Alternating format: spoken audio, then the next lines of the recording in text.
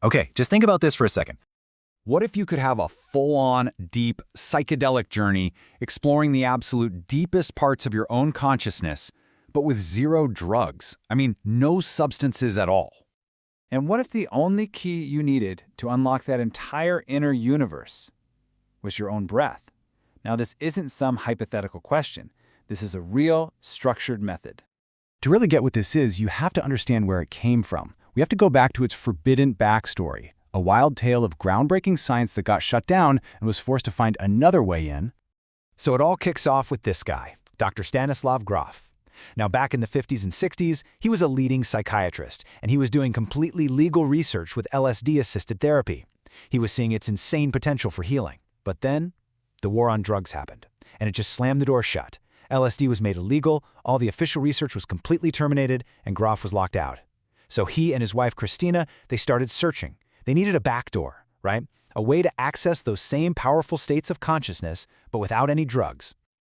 And you know what? They found it. This was the big breakthrough.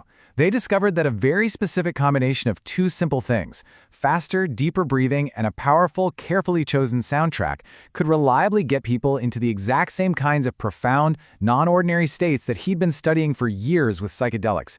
It was a biohack. They needed a name for it. They called it Holotropic Breathwork. And that name, it's everything. It comes from these two Greek words, holos, which means whole, and trepein, which means to move toward. So the entire purpose, the entire philosophy is literally baked right into the name, moving toward wholeness. So, okay, how does this thing actually work? What does a session look like? We are about to declassify the protocol. This is the biohack, step by step.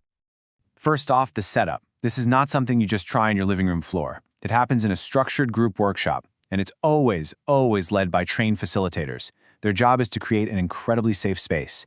And your gear, it couldn't be simpler. All you need is a mat to lie on and an eye mask. That's it. You're blocking out the outside world. And here's where it gets really interesting. There's this critical partner system. You pair up. One person is the breather. They're the one lying down with the eye mask on, going on the inner journey. The other person is the sitter. And the sitter's job is so important because they do basically nothing. They just sit there. They are safe, supportive, silent presence. They don't talk, they don't guide, they don't interfere. They are just an anchor.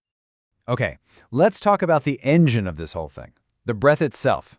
The instruction is simple, but it is intense. You breathe deeper and faster than you normally would, and you do it in a continuous circular pattern. The inhale flows right into the exhale, which flows right back into the inhale. There is absolutely no pause.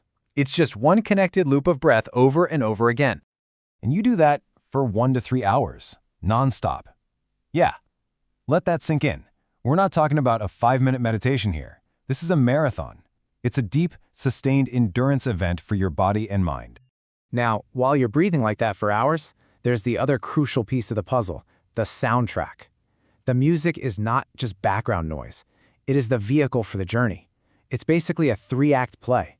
It starts with rhythmic, driving, almost tribal beats to charge up the energy and help you launch. Then it shifts into this really emotional, powerful, orchestral music to help you go deep.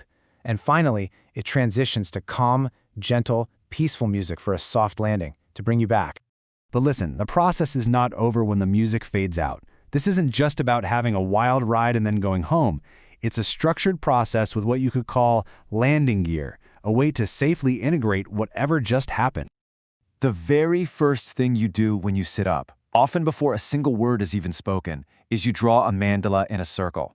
It's a way to get the experience out, non-verbally. Because a lot of the time what you just went through is way too big, or too strange, or too beautiful to ever be squeezed into words. The drawing captures the feeling. And the last step is the group sharing circle. Everyone who wants gets a chance to talk about their experience. But there is one absolute, non-negotiable rule. It is the most important rule of the whole thing. No analysis. Nobody is allowed to interpret your experience. Nobody tells you what your dream meant. The goal isn't to be figured out. The goal is just to be heard, to be witnessed. So that's the how, a really precise protocol of breath, music, art, and sharing. It's a biohack, reverse engineered from banned psychedelic science. But that just describes the machine. It doesn't tell us where the machine actually goes. Where does all this take your mind? Well, in part 2, we are going all the way down the rabbit hole. We are going to reveal Stanislav Grof's secret map of the human psyche, the different territories of consciousness that this method is designed to unlock. And believe me, that's where things get really, really weird.